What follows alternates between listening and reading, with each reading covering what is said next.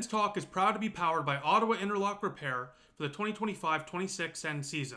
For all your interlock needs, visit interlockrepair.com. Welcome to Sens Talk. My name is Brandon Plant, and I am your host tonight. Your Ottawa Senators took on the Dallas Stars as they look to bounce back after a tough loss to the St. Louis Blues, where they absolutely collapsed in the third period of play.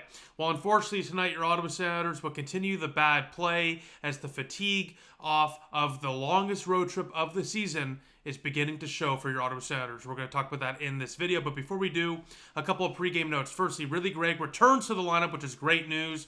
He's the fourth line center tonight with David Perron, who is now the fourth line right winger, as Lars Eller goes to the first line at the left wing position. Tkachuk stays on that second line with Zetterlund and Cousins. The trio against the Blues, albeit in a loss, did perform pretty well together. Look at your screen right now. They put up some fantastic numbers combined, so it makes sense to keep them with one another. However, eventually you're going to have to see Tkachuk with Batherson and Stützle, because this team is going through a bit of a off and on goal scoring phase right now. They're not getting a lot of goals as of late. In fact, all the games on this road trip have been one goal games. So, if you can get a bit of a bump in the goal scoring, the better, obviously, and putting a guy like Tkachuk on that first line is inevitable, like I just said, right? So we saw it tonight.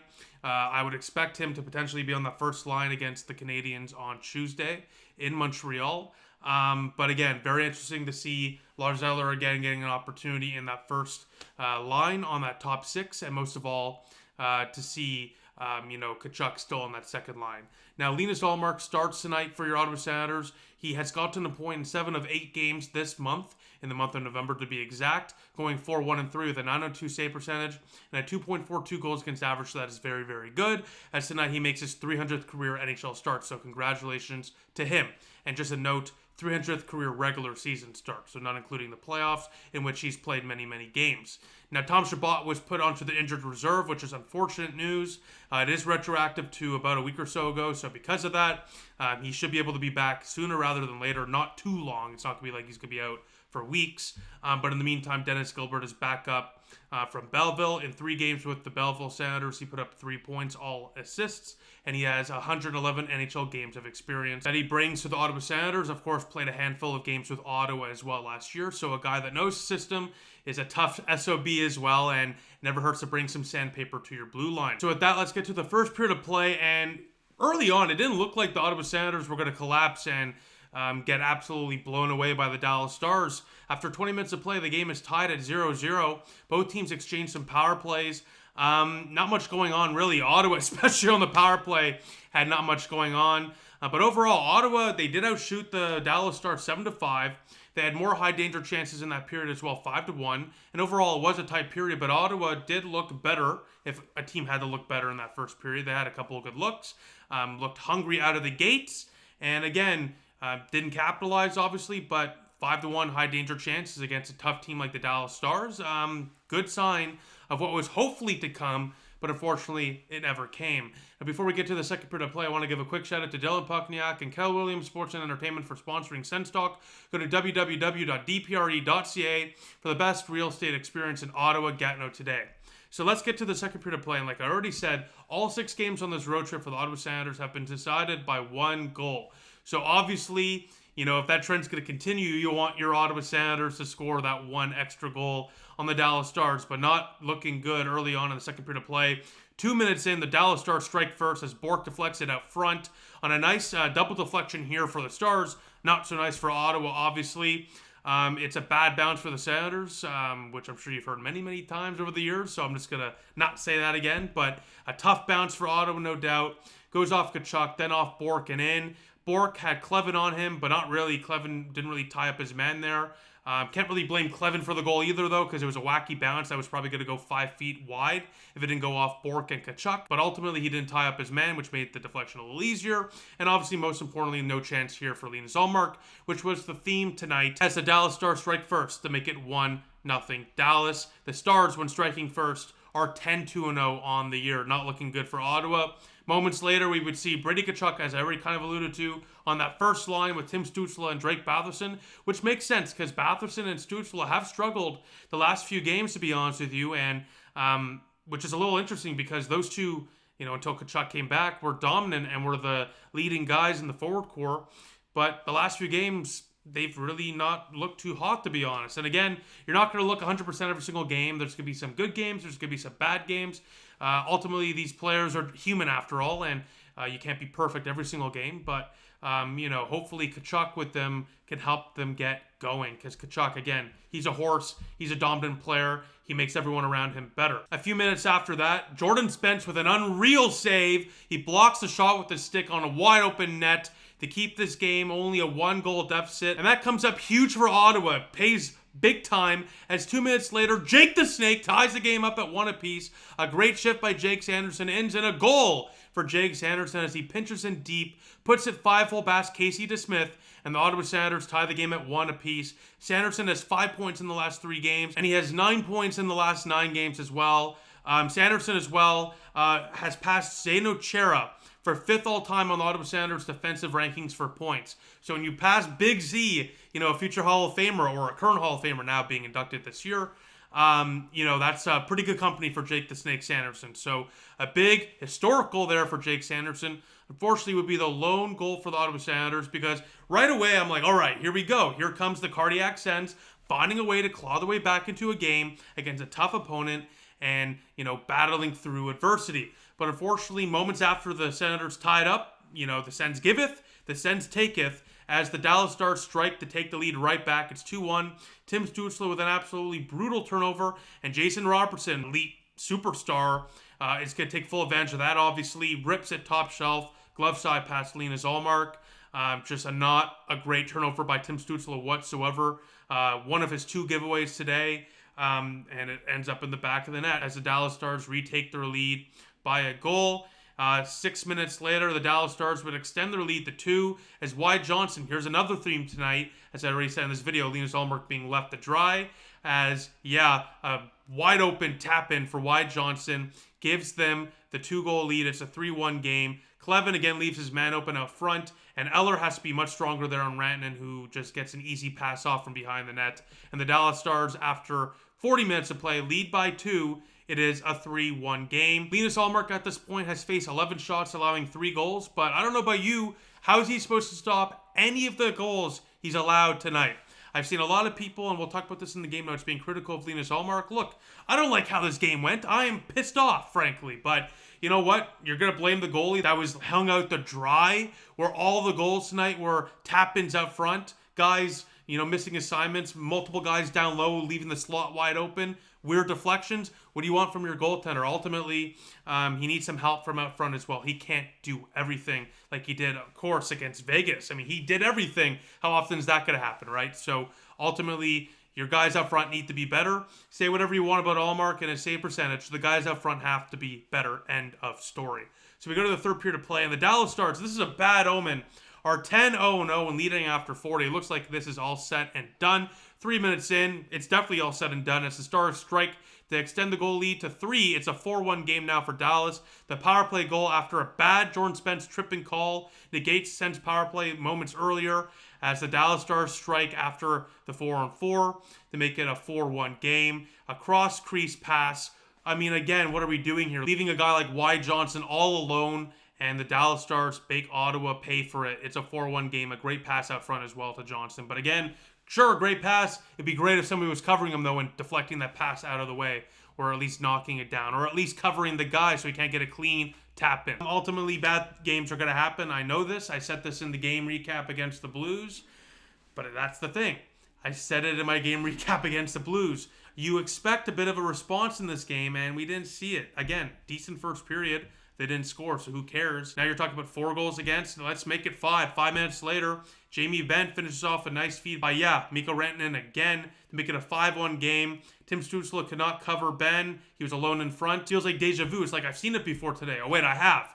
Multiple times. The Stars lead by 4 now. It's 5-1. 8 minutes later, I'm just fast forwarding at this point. I wish, I know the game is live. I wish you could just click fast forward in games like this and just get to the end already because, that third period and frankly the last 40 minutes was absolutely dreadful to watch. With about 5 minutes left, 4 minutes to be exact, Wyatt Johnston, you knew it was going to happen. Hat trick to make it a 6-1 game for the Dallas Stars as they take down Ottawa emphatically 6-1. Ottawa drops a 3-3-0 on the road trip. They only put 16 shots on goal today. That is inexcusable. I'm sorry. The Ottawa Senators, I know, are on a tough road trip and fatigue is expected. No doubt about that. But when you have 16 shots on goal in total, that's not going to cut it. You're not going to win games like that. I'm sorry. You're just not. And just for some context, the Dallas Stars in that third period had 15 shots alone in that third period. Nearly had the amount of shots the Senators had the entirety of the game in just the third period. That's not going to cut it. You can talk about Linus Ullmark all you want. You can talk about the power play all you want. But ultimately, 5-on-5, you got to put more shots on net. Because on the power play, we'll talk about this too, they're not getting shots on net. But you know what? We don't need the power play to put shots on net. Majority of the game, you're at 5-on-5. If you're generating like 13, 14 shots on 5-on-5 in the entirety of the game, that is obviously not good enough. There's been times this year where Ottawa put that up in a period. Dallas just did it in the third. They have to be better. I expected a response after that dreadful third period and collapse to the St. Louis Blues, a team that Ottawa should beat, and we didn't get it tonight. We did not get it. We got far from it, actually. It was just an embarrassing game tonight, to be honest. Sure, the Dallas Stars are a great team. Sure, the Ottawa Senators are at the tail end of the longest road trip they're going to go on this year. Half a month on the road is not easy, ladies and gentlemen. Fatigue is normal. Fatigue is expected, but effort needs to be there as well. And the Ottawa Senators all year have been known to be a team with a lot of effort, a lot of passion, and a lot of grittiness and an ability to face adversity. All that still remains true. But tonight, they just didn't show it, and that really does bother me. Again, you can't do it every single game. I get that. I said that last game, though, where, some bad losses are going to happen on the road. Back-to-back bad losses. You deserve some ridicule for that. No doubt about that. And, again, it was a bad loss tonight. You ask anyone on that team, I don't think that's a hot take. I think they would say that and then some. I think they'd say I'm being polite about it, to be honest with you. So again, they need to be better. And Ottawa now is outside of a playoff spot for the first time since November 19th. Oh, I hate that. I hate that. They end the month of November out of a playoff spot. I just hate that. If we're going to be honest with ourselves, you look at the standings, I mean, it's an absolute crapshoot, the entirety of the NHL, let alone the Eastern Conference, where you're like last in the Eastern Conference and you're still at 500. So everyone's so close. The Sens with like a win on Tuesday could be back in a divisional spot. So it's not like they're far out of a playoff spot, but it just goes to show that, for one, it's not a guarantee to make the playoffs, obviously, and two, you can slip out of a playoff spot and far down the list rather quickly with how tight things are right now. So they need to get back on track. We'll see that again on Tuesday, hopefully against the Montreal Canadiens. That frankly feels like a bit of a must-win now. I know it's December at this point by the time we're on to Tuesday, but yeah, you know what? You want to finish the road trip above 500. That game's could be the tipping point. If you lose it, you're below. If you win it, you're above.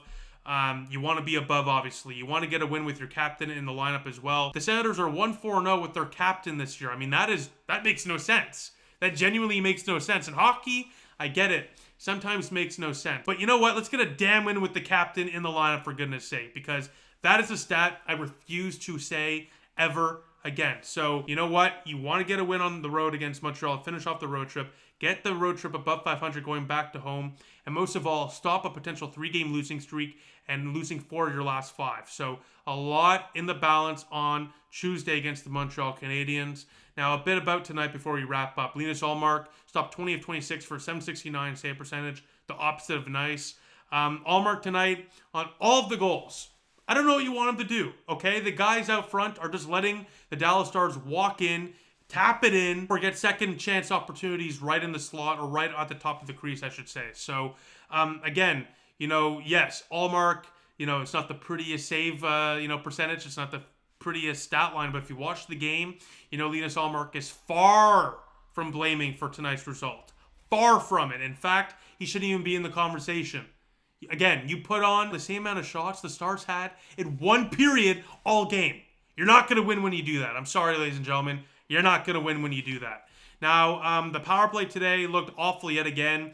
They had one shot on their 3 opportunities. The power play is 4 for 33 in November, going 12.12% in that span. So that is awful. After being 6th best in the NHL in October, they entered tonight 27th in the NHL for power play, in terms of the ranking. So that is a massive drop-off. Obviously, they need to get that power play going. You have a guy in Arthur Kaliev in Belleville who has 12 goals in the last 15 games, a pure shooter. Maybe you call him up to give the Ottawa Senators a bit of a jolt offensively. That's what you have a guy like Kaliev in your system for. So maybe they do that. I don't know. Again, we'll kind of have to wait and see what happens with that. Obviously, they'd have to send somebody down to do that. But again, it's not the worst idea when that power play is not scoring, not shooting even. And again, just needs to change it up. So I don't know if you change up the first wave, and I think you should. I don't know if you change up the system. I don't know if you bring in Kaliev. But you have to do something. So I'm excited, or intrigued, I should say, to see what they do on Tuesday against the Habs and moving forward.